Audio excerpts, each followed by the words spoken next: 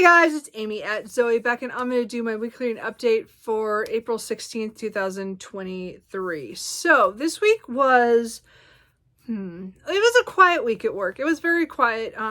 There was definitely days where I had stuff to do, but we're getting to that part of the time of the year where the guys in the shop are sent out on road calls more often, and then I'm just kind of left there. So it gets kind of quiet, and right now it's upset. It's kind of sad because I can't listen to audiobooks or at least I haven't tried in a couple weeks because my ear is still plugged and my appointment's not till next week. So I still have some time before maybe I'll listen to audiobooks all the time again. But right now I'm just like, I do want to try to pick up an audiobook this week to see if I can do it, but I might have to do it a little bit at a time because I don't think I can have my headphones on. And again, I have to have on the ear headphones anyway, but still. It's not gonna. Anyway, but the week was really pretty average, it was just kind of quiet. But I did get my new lenses, and so that is great. I can actually see distance now, and I can see pretty much everything. Where before I couldn't even focus, I turned my head too fast and I couldn't really tell where anything was. And I already have enough problems with being a klutz, but I didn't know when I couldn't really focus on things. And again, distance and close were all messed up. So the second appointment worked really well, and I was able to get these lenses in on Thursday. I went in and had them switch out. These are the same frames again. They just changed out the glasses because that's what I could afford. But right away I knew they were much better, and I'm so excited, and I've had really no problems with them. So probably next week sometime, I'm gonna give it until the end of the week, but I'm probably gonna go back and order sunglasses because I want prescription sunglasses. I need them to be exactly the same as these ones, and my sunglasses I have are like 2 or 3 prescriptions back, so I can't really see out of them as much anymore, especially after this last one. So I don't want to wear them anymore, and it has been getting sunnier this last week. Not right now though. It's really gloomy and raining outside, so well, we'll deal with that. So I'm really excited. The glasses are working. I can read. I can look at my computer at work and actually see it. It's great. Anyway, so but other than that, not much going on. My parents did come up for Friday evening we went to dinner. My dad's cousin was out here from the Midwest, and so he'd been here for several weeks, but they've been so busy doing stuff that we hadn't seen him yet, so we got to see him. So that was fun. It was really good, and we had really good Japanese food. It was really awesome. Anyway, so I think that's kind of it. I haven't done much else. I have read quite a few things, but they're all kind of short. And I'm not sure if that's in retaliation to a book that I started. So let's talk about the books I finished, the ones I'm in the middle of, and what I think I'm going to read in the next week. But let's start with my DNF. So I did DNF, Activation Degradation by Marina L. Lostetter. So this is a book that I've been wanting to read for the last couple years. I really, really thought I was going to love this book. This is a science fiction following an AI robot unit who is activated when the mine above Jupiter is being attacked. And we're following Unit 4 as they come online, and then things that the situations that it is put into. So there's a lot of good things about this. I did really want to love this. I mean, I wasn't looking for a Murderbot substitution or something, but I was looking for another AI one that would be kind of interesting and to follow. And I think there's just something about this that just did not connect with me. I think the story was interesting. There are things that were going on and questions popping up that I think were intriguing. I just found myself skimming. And when I find myself skimming, that's never a good sign, because that was it's always been one of my things of when I was a kid, is when I was not enjoying something, I would start skimming the book to see, do I really want to continue on? I mean, I still do that, but I was doing this in here a lot. I got to 150 pages and just decided I was done. I skimmed so much right before that just to see what was going to happen or how something was going to happen. And then when we got through that scene, I was like, why did I don't want to do this anymore. And I just was finding that I wouldn't pick it up, or I didn't want to pick it up. So I was like, okay, it's just done. We've given it a try. So I did DNF this one. This was one of my books on my 23 in 2023 list. So darn it, another DNF from that one. But, you know, as I said, it just didn't work for me. So I'm going to let it go and maybe somebody else will enjoy it. I do have The Helm of Midnight book that I still want to try. I'm very intrigued with that one. So I'm hoping to try that this year. That trilogy, I had the first book in that trilogy. So I want to try that, but I'm also like, I don't know, we'll see, but that's more crime, serial killer, fantasy, so it's kind of a good mixture one. So I'm kind of curious. I'm not sure if it might be horror too, kind of mixed in there. Anyway, point is that I do want to try that one still. So, but I didn't like that one. Anyway, so then let's talk about the books that I completed. So I did finish the Dark Olympus shorts by Katie Robert. This is volume 1. So I didn't read all of this. Again, the first half of this is Stone Heart, which is the 0.5 in the Dark Olympus series. So again, that's the Dark Olympus series with Neon Gods, Electric Idol, Wicked Beauty, and Radiant Sin. So again, I've now caught up with the whole series. There's a couple of shorts in here that I hadn't read that are on her Patreon or on her website and stuff that you can read if you sign up for her newsletter. But I hadn't read any of them. I just haven't got around to going on there and reading some of the free stuff. So this was kind of cool. Again, I did order this copy through her Etsy, not knowing I'm getting another copy in the mail here early this week through her Patreon because I do support her there. But, oh well. So I'll have another copy. But this was just fun. Those are just light little, again, the main story in here is what I'd already read last year. That is kind of a prequel to the Neon Gods, but I read it after the second book because that's when it came out on ebook. So I did like that because it's a Medusa Calypso story. And then the rest of the ones are all like stuff with Hades and Persephone and some of the other ones. Just little snippets of their life and stuff. It was just cute. It was just fun. So I did finish that. So yay. Anyway, and then I had contacted T and All the Books, and we've done a lot of buddy reads, mostly with Alona Andrews, and I wanted to read the next book, Magic Tides, which is either Kate Daniels' 10.5 or the first book in the Willington years. So this comes after the main series. It's supposed to take place timeline-wise before Blood Heir, I believe. So but I contacted her and asked her if she would want to do it for this coming week. But I wrote the email, or wrote my message wrong, and she thought it was last week. So we read this. So she started it on Monday, and I hadn't started it because I was thinking this Monday, because I said next week. So my terminology was not good. It was my fault. Anyway, I didn't specify a date. I should have given a date. Anyway, so she started. So I was like, so Tuesday, I spent all day Tuesday reading Magic Tides. And I really enjoyed it. It was just a fun ride. It's very short. It's 146 pages. It's just a fun novella following Kate and Kieran and their adventures on where things are going after the main series. So I really liked it. Again, we get back to this world of a world where technology and magic are vying for supremacy kind of thing. So when the magic is up, technology doesn't work. And then when the magic goes down, then technology will work. And so it's like this fluctuation. So they never know how long they'll have one or the other, either magic or technology. And so it's our world, but after this devastation of losing a lot of things because of the magic coming back into the world. And we're following Kate in here. And then, so don't start at this book, start back at Magic Bites. I know it is not the best first book in a series, but it is such a good series overall. I really love the Kate Daniels series in this world and these characters. I just adore them. But it was just fun to get back to this one, even if I had to rush and read it on Tuesday to finish it. But I'm really glad we did it.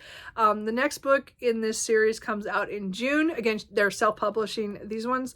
And I think it's going to be as big, like a novel size. So they said they wrote it too much. So I think it's like over 60,000 words. So I'm guessing it's going to be like a 250 page book or something, but just not, so it's not super huge, but still it's technically novel size. Anyway, so Magic Claims comes out then, so hopefully we'll read that when that comes out. But right now, we're caught up again on Kate Daniels, and I really enjoyed our buddy read. Thanks, Tia. Even though all the dates. And then I picked up after that Our Wives Under the Sea by Julia Armfield. I picked this up because it was a pre-order that I got that I wanted to make sure I got to soon. And I think I just was thinking about tides and water, and I thought, oh, Under the Sea. So I picked it up next. I don't know. Something caught me to it. So I pre-ordered this through Blackwell's because I wanted the paperback. And I wanted this cover. I admit it. Anyway, point is that this did not go as well for me. I was really hoping to love this. I've heard so many people talk about this and really enjoy it. I think there's a lot of good things in here, but I think it just fell flat for me in the end. So I think it builds this really well of two women who are married. One goes on a research trip in a submarine, and she is supposed to be gone only 3 weeks, but it turns into a 6-month ordeal. And then we're also following her wife, who is stuck on land and who has to deal with the aftermath of what happened after the research trip, and the things that are the changes that has gone through her wife, or like what's happened to her. So Miri is the one who's stuck on land, and Leah is the one who went on the trip. And we get there to back and forth through the whole thing of different chapters in first person telling their story. Again, we get Miri who is in the present most of the time. She does talk about a lot of things in the past of their relationship before the research trip and stuff, and their lives and stuff, but it's also the present timeline. And then we get Leah, who is telling us about the research trip and what happened and what went wrong. So there was a lot of good things. It was very creepy at certain points. Some stuff was just, ooh, like, and I gasped and I was like, whoa. So there was a lot of good points in here. But there also was a lot of quiet, very soft, like very slow moving, very dark and depressing in a lot of ways. I felt very claustrophobic, which I think you're supposed to, and very depressed about a lot of things of feeling trapped in a situation that you don't know what to do about for both women. And it was I think a lot of this was really well done. My problem really is that I was hoping for it to come together in the end. One timeline, I did guess what was going to happen in that, and I totally think that was the right choice. I don't have any problem with that. The problem is that it doesn't connect with the second timeline, and it doesn't make sense, the other timeline, the ending. Like, that's it? That's all we get? I don't know. I didn't get it. I didn't like it, I guess. I was like, that's it? And I wanted more. I wanted more of an impact in the end, and I felt like it just dropped like that. That timeline, its importance kind of just dropped at the end. That was it? Like, I don't know. And maybe I just read it wrong. I just didn't like it. Anyway, so, not the best. I didn't enjoy it as much as a lot of people. I know a lot of people have loved this, and I'm like, I wanted to love it. I didn't. It just didn't happen. But I've read it. I feel better. I feel good that I've read one of my pre-orders, because I'm almost 50% of reading my pre-orders that I've gotten already this year, but I'm still really bad about getting to them. But I did read this one. I'm glad I did, while people were still talking about it. So I just don't think I got out of it as much as other people have. I was a little disappointed in the end. And then I picked up one of my tri-chapter books that I've done for urban fantasy paranormal romances, and that is Go Seer by Robin D. Owens. So this one, I don't remember, it was quite a few years ago, maybe 2 years ago, I think I did the tri-chapter on this one, and I've always wanted to come back to it because I was curious about this one, because again, it's a woman Claire, whose great aunt has passed away, and then suddenly she can see ghosts, and it's kind of like a family curse or gift. They have great prosperity with money, so they're very well off, but one of them has to be a ghost seer kind of thing. So she's pretty much fallen to her to do that. And she is in denial in the first part of this book, which is understandable. It might go on a little longer than I want it to, but it was pretty pretty believable. But she has a ghost come to her who is from the Old West, like the 1850s or something, and he wants her to help him do this task so that he can pass on. And he has to do this to kind of make amends for something he did in his life. So she has her ghost her way she can see ghosts is she can see like the Old West kind of era. So like I think it's 1830s to 1880s or something like that. Like there's a timeline, and those are the ghosts she can see. She can't really see other ones. She can feel them but not see them. So it's kind of a different kind of take on the ghost thing where she can only see a certain time period. So it's kind of weird. But she's in Denver, Colorado, so that kind of works with the Old West. So that's kind of cool. So anyway, but this is a paranormal romance, which I didn't really know going into it. I should have, because it starts with Zach, who is an ex-cop who's leaving Montana to come back to Colorado after being gone for like over 10 years. He loved being a deputy, but he was with a partner who made a mistake and he was injured. And so he is now on disability. He is unable to be a cop anymore unless he took a desk job, which he does not want to do. So he's come back to Colorado to kind of lick his wounds and kind of figure out what he wants to do. And he kind of falls in with joining a detective detective. Well, what do you call? Oh my God. What do you got? Private detective agency. I don't know why that wouldn't come. And so he kind of falls in with that, but he also at the same time meets Claire, and there's an instant attraction there. But I mean, not like instant, like things happen right away, but I meant like they know that, you know, they're kind of interested in each other. And but she's kind of acting kind of weird because again, the ghost stuff, and then he's kind of has a chip on his shoulder because of his injury. And so they're dealing with both stuff in their lives. She has a ghost dog, which I have to say is the best part of this book. He's cute. They both meet Mrs. Flinton, who is this older woman in her, I think she's in her 80s, and she is just a firecracker. I love her. And she is looking for something. And so there's like a mystery with that Zach's working on for his work, and then of course Claire is working to find these things for the Old West, a ghost. So it's a good comedy. It has the mystery stuff in it. It has great characters in here. There's a talking ghost dog. Did I say it was talking? No, talking ghost dog, who's more than he appears. Well, he doesn't appear, but you know, like he's a ghost. Anyway, point is, it was really fun ride. I have read another book by this author, but I did not get along with it, so I was kind of worried about this one. But overall, I enjoyed this. I didn't love it. It's still not like a high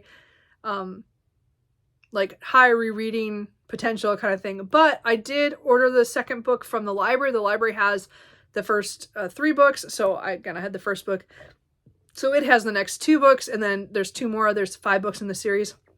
So if I read the 2 books from the library and decide I like them, well, I'm going to read 1 more book and decide if I like it or not. And if I decide to continue, then I might buy the last ones online, used or something. I'm not sure. We'll see what happens. But I did actually like this. This is the first one of the Triad chapters this year that I've enjoyed. The other 2 I did not. So I'm glad at least one of them I want to continue. Again, it's not a favorite, nor is it one that I think is going to be a favorite, but it's one I definitely want to at least read 1 more book to see if I like the characters enough. Now, my main character, she does not look like that. Like wearing that bandana and the showing the belly up. She was so conservative. She's an accountant, poor thing. And then she sees ghosts. Poor things. Okay, and then the last thing I finished. What is this? Okay, hold on. Here it is. Is Alec Mackenzie's Art of Seduction by Jennifer Ashley. So I think this is book 9. I keep forgetting to count. 1, 2, 3, 4, 5, 6, 7. Yeah, I think it's 9 of the Mackenzie McBride series. So this is but it's the second book in the trilogy that is timeline is back from the main timeline takes place in the 1890s and early 1900s, and this one takes place in the 1740s, I believe, around the Jacobite Rebellion. This is a book that's in the aftermath of that. and where the family has had to make some decisions, and one of the brothers goes missing, and Alec decides to go to London to try to see if he got captured or if something's going on, because again, they're Scottish, so they're on the run, they're like hiding out in Paris, but the brother who disappeared is likes to know what's going on, and he kind of gets into dangerous situations. He's more kind of spy-like. But Alec goes to find him, and he takes shelter from one of the ladies in Mayfair who has her own agenda, but she is trying to help him find his brother, and she comes up with a plan to have him seduce the daughter of the Duke, who's supposedly in charge of the regiment that might have captured his brother. So there's like, and poor Cecilia, who is the daughter, is having her own issues. She has been kind of publicly humiliated by something that her mother set up to try to get her to get married to somebody that she did not want to get married to. And she pretty much put her nose up, pretty much said, I'm not marrying that guy. And then it's kind of the aftermath of that. And then she's going to take art lessons from Alec, who is a great artist, because she wants to learn how to do, her mother wants her to do portraits of people so that she has a standing in the community, but even if she'll never get married, there's at least something she can do, I guess. Kind of a weird premise. Anyway, point is, it was really cute overall. I liked the main couple the most, and then them trying to find Will and the other brother. And I like that. The thing I had the problem with, which is why I didn't rate it very high, is because there was the whole thing about them lying and trying to trap Cecilia either by seduction or other ways at first. And he didn't want to do that. And so he was trying to find ways to get around it, and he wanted her to trust him, but he also he needed to find this information, but he didn't want to hurt her. And so this made some really smart decisions for him that it could have gone the wrong way, and I was going to get really angry and just stop reading it. And again, Jennifer Ashley as a favorite author. So I was hoping that she would pull it around, and she did. I did not, DNF it or get anything. It just is not my favorite in the series. I would say it was one of my least favorite.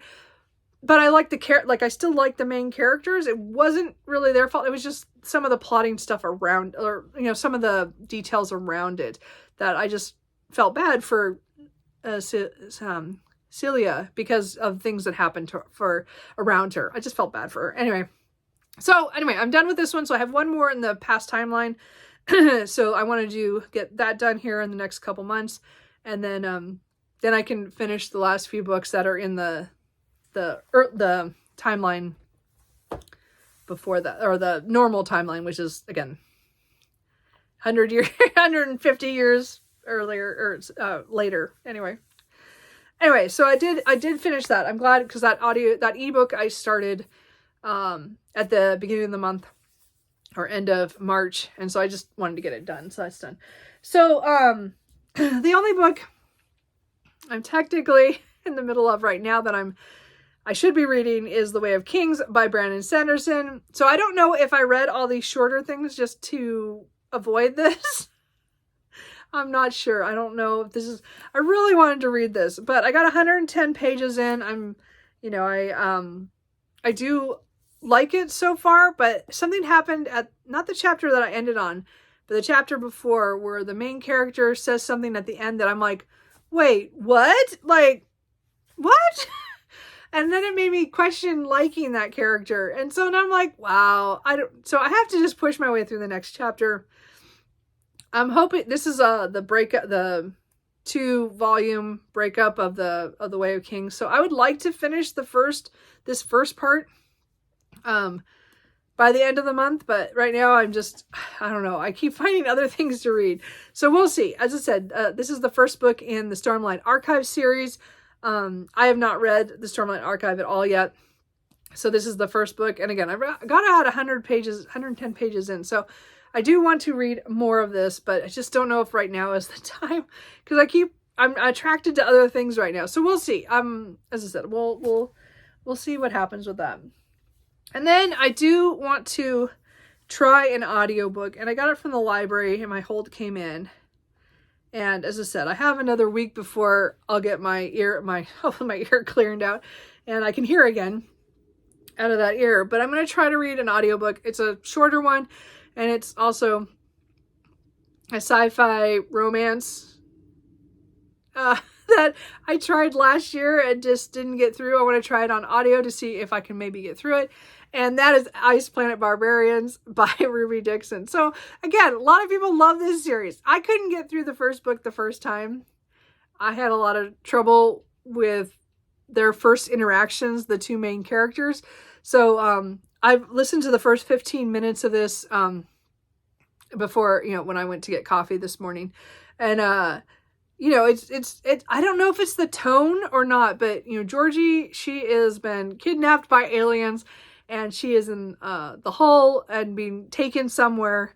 And I know at some point they crash and then she meets the blue alien at some point and sexiness ensues. I got where she met him last time, so I'm going to give this a try. I want to get at least an hour into the audiobook and see if I can read it.